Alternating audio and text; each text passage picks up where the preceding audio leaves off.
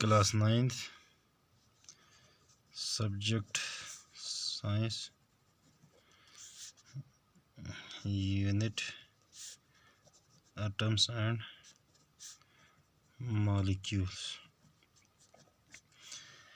देखो atoms and molecules. अच्छा, पहले हम जैसे this is for example this is nitrogen, एक एलिमेंट है, समझो। ये एलिमेंट जो है एटम्स का बना होता है। अब इस एटम का कंसेप्ट कहाँ से आया देख लेना। सबसे पहले मैटर होता है। मैटर तो हमने पहले कहीं से मतलब क्लास जो लोअर क्लास से वहाँ से हमने स्टडी करते आ रहे हैं, यानी any thing which occupy space and has मास। कोई भी चीज़ जो स्पेस ले ले, जगह ले ले और उसका कुछ वज़न हो, मास हो, उसे मैटर कहेंगे। यहाँ तक हमें पता है। अब जो मैटर है, इस मैटर का भी फिर इसके बाद क्या हुआ, पहले ज़माने में यानी एंशंट हिस्ट्री, जब हिस्टोरिकल बैकग्राउंड हम देखेंगे इसका, तो जो फिलोसोफर्स हैं या उस ज़माने के थिंकर्स हैं, उन्होंने ये सोचा कि ये जो मैटर है, अगर इसको हम डिवाइड करते जाएं, यानी इसको ब्रेक डाउन करते जाएं, डिवाइड का मतलब ब्रेक डाउन करते जाएं, ब्रेक डाउन करते जाएं, तो आगे क्या होगा। क्या कोई एक ऐसा स्टेज आ सकता है जिस स्टेज के आगे ये फर्दर ब्रेक डाउन नहीं हो सकता, वगैरह इस तरह का कंसेप्ट शुरू हुआ। अब ये शुरू कहाँ से हुआ देख लेना। इसमें सबसे पहले एक इंडियन फिलोसोफर आता है, यानी इंडियन फिलोसोफर पहले रोल आता, पहले ये पास्टुलेट देता है, यानी ये थ्योरेटिकल एक बात कहती है वो, कि वो ये कहता है कि कम से कम इसका टाइम शायद 500 BC है। अगर हम मैटर को, वो जो एक थ्योरेटिकल कंसेप्ट देता है, अगर हम मैटर को डिवाइड करते जाएं, एक ऐसा स्टेज आता है जिस स्टेज के आगे फर्दर ब्रेकडाउन नहीं हो सकता। मान लो मिसाल के तौर पर ये एक मैटर है, इस मैटर को तोड़कर इस तरह बिल्कुल छोटा सा पीस बना, तो उस इंडियन फिलोसोफर जिसका नाम महर्षि है, उसने उसको नाम दिया परमाणु।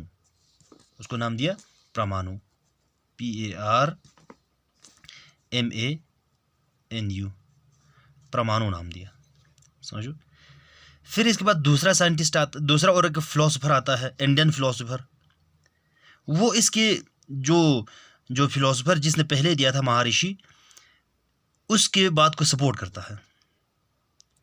फिर इसके बाद उसी टाइम, मतलब उसी दौरान, जिस दौरान ये जो इंडियन फिलोसोफर्स ने ये जो थ्योरेटिकल कंसेप्ट दिया था, उसी टाइम यानी अराउंड उसी पीरियड के दौरान, उसी टाइम जो है ग्रीक फिलोसोफर्स भी यही इसी तरह का बात कहता है, कि वो ये कहता है मैटर को डिवाइड हम कर सकते हैं, मैटर को हम ब्रेक डाउन कर सकते हैं, और ब्रेक डाउन करने के बाद एक ऐसा स्टेज आता है जो फर्दर ब्रेक डाउन नहीं होता, जिसका ब्रेक डाउन फर्दर नहीं होता। तो जो ग्रीक फिलोसोफर्स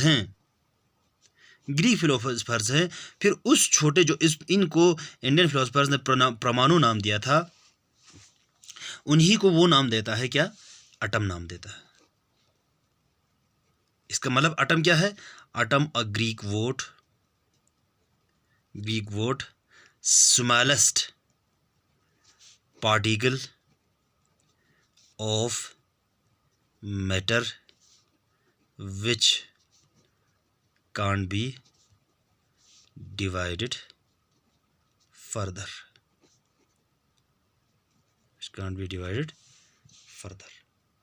समझो, या which cannot be split into further which can not be split, इसको हम फर्दर ब्रेक डाउन नहीं कर सकता। ये दोनों जो है, चाहे इंडियन हो चाहे ग्रीक हो, ये दोनों जो एक थ्योरेटिकल था। फिर इसके बाद और एक साइंटिस्ट आता है, इसके बाद केमिकल साइंस में एक इम्पॉर्टेंट रोल अदा करता है लेवेशियर, LAVOISIER, लेवेशियर एक साइंटिस्ट आता है। ये क्या करता है, ये foundation of chemical science, chemical science का फाउंडेशन, बुनियाद डालता है। कैसे? बाय गिविंग या by establishing 2 laws of combination, chemical combination. जो एलिमेंट्स या जो रिएक्शंस होते हैं, उन रिएक्शंस को गवर्न करने के लिए इम्पोर्टेंट 2 लॉ देता है लेवेशियर। लेवेशियर 2 लॉ देता है। इसका 2 लॉ है। पहला लॉ है, फर्स्ट लॉ है इसका law of conservation of mass, conservation of mass, this is the first law. ये जो केमिस्ट है, फ्रेंच केमिस्ट है, ये जो लेवेशियर, एंटोन लेवेशियर, ये 1774 में ये लॉ ऑफ कंजर्वेशन ऑफ मास देता है। ये लॉ क्या कहता है, देखो, ये लॉ कहता है ड्यूरिंग अ केमिकल चेंज। अब केमिकल चेंज तो पता है, अच्छा वैसे पहले इसको डिफरेंशियल लिख लो। The total mass of the products is equal to the total mass of reactants. पहले इसमें हम 3 चीज़ समझेंगे। एक ये प्रोडक्ट क्या है, रिएक्टेंट क्या है, केमिकल चेंज क्या है, ये हम देखेंगे। ये 3 चीज़ हम देखेंगे। देखो, पहले केमिकल चेंज देखेंगे। केमिकल चेंज यानी अ चेंज, देखो सिंपल सा, वैसे ये केमिकल चेंज भी क्लास 7 से या 6 से आता है। A change in which new substances with new properties are formed, यानी एक ऐसा चेंज जिसमें न्यू सबस्टेंस, नया चीज़, नए प्रॉपर्टीज़ के, नए खुसूसियात के साथ बने, उसे हम केमिकल चेंज कहते हैं। मिसाल सिंपल सा एग्जांपल मैं दे दूँ, और ये जो केमिकल चेंज है, केमिकल चेंज आर इरिवर्सिबल। ये इरिवर्सिबल है। इरिवर्सिबल मीन्स वापस नहीं कर सकता। वापस मैं सिंपल से एग्जांपल दूं, आइस है हमारे पास, इसको हम गर्म करेंगे, हीट करेंगे, किस में कन्वर्ट होगी, वाटर में कन्वर्ट होगा। तो वाटर को हम फिर से आइस बना सकता है। तो ये भी तो चेंज है, लेकिन ये चेंज रिवर्स हो रहा है, वापस हो रहा है। तो इरिवर्सिबल मीन्स जो चेंज हुआ है वो चेंज नहीं होना। केमिकल चेंजेस इरिवर्सिबल होता है। Chemical changes are irreversible. अब देखो, अब इसमें नया प्रॉपर्टीज़, नए चीज़ के साथ वगैरह क्या है वो हम थोड़ा सा देखेंगे। मिसाल के तौर पर कुकिंग ऑफ फूड, ये केमिकल चेंज। मिसाल राइस हमारे पास, बिफोर कुकिंग करने से पहले ये हार्ड होता है, समझो, इसमें वाटर कंटेंट होता ही नहीं है। अब जब इसको हम कुक करेंगे, कुक करने पर ये सॉफ्ट होता है। अब इस सॉफ्ट से फिर से हम हार्ड राइस नहीं बना सकता। या उसका एक एग्जांपल हम और दे सकते हैं। आयरन है हमारे पास, Fe आयरन जब ऑक्सीजन और वाटर के साथ मिल जाता है तो आगे क्या बनता है, आगे एक चीज़ बनता है Fe2O3 बनता है। ये क्या है? ये हमारा रस्ट है, जंग लगना, यानी लोहे को जंग लगना, ये भी एक किस्म का केमिकल चेंज है। अब कभी भी कोई भी तरीका आप कर लो, जंग से फिर से आयरन नहीं बन सकता, समझो। ये एक केमिकल चेंज है। अब इसी केमिकल चेंज में अब देखो रिप्रेजेंटेशन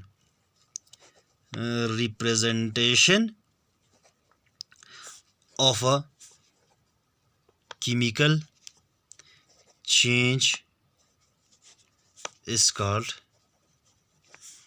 chemical reaction, समझो, इज कॉल्ड केमिकल रिएक्शन। यानी केमिकल चेंज को हमने शो करना है, केमिकल रिएक्शन को हमने शो करना है, कहाँ क्या हुआ। जैसे यहाँ पर हमने शो किया, आयरन है, ऑक्सीजन है, वाटर है, ये सब मिक्स हो रहा है, ये बन रहा है, समझो। तो इसको हमने शो किया, यहाँ पर जो आयरन ये हमने शो किया, तो ये एक केमिकल रिएक्शन है हुआ। तो यहाँ पर केमिकल चेंज है, लेकिन केमिकल चेंज को हमने यहाँ पर शो कर दिया, रिप्रेजेंट किया, तो उसे हम केमिकल रिएक्शन कहेंगे। तो केमिकल रिएक्शन में देखो यहाँ पर हमने क्या लिया था, आयरन लिया था प्लस वाटर लिया था प्लस ऑक्सीजन लिया था कि नहीं। और बीच में हमने या इक्वल टू भी लगा सकते हैं या ये एरो भी लगा सकते हैं, कोई प्रॉब्लम नहीं है। Fe2O3, समझो। यहाँ पर क्या है, जो एरो हैं, एरो के LHS जो भी चीज़ें हो, एरो के LHS जो भी चीज़ें हो, उसे हम रिएक्टेंट्स कहते हैं,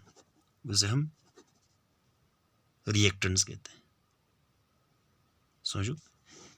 एरो के या इक्वल टू के LHS लेफ्ट हैंड साइड जो हो, that is known as reactant, और ये राइट हैंड साइड प्रोडक्ट, इसे हम प्रोडक्ट कहते हैं, RHS, समझो।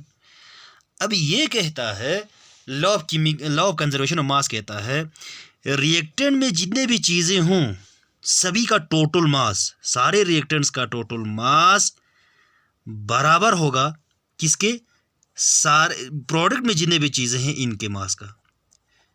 यानी total mass of reactant equal to total mass of product. ये आपका कहता है law of conservation of mass. यानी ड्यूरिंग एनी केमिकल चेंज, किसी केमिकल चेंज के दौरान mass of product, total mass of product equal to total mass of reactant.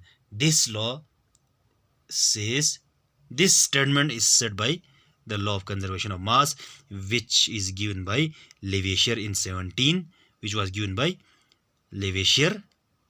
1774। बस यहाँ तक, कल इससे आगे हम आगे कंटिन्यू करेंगे।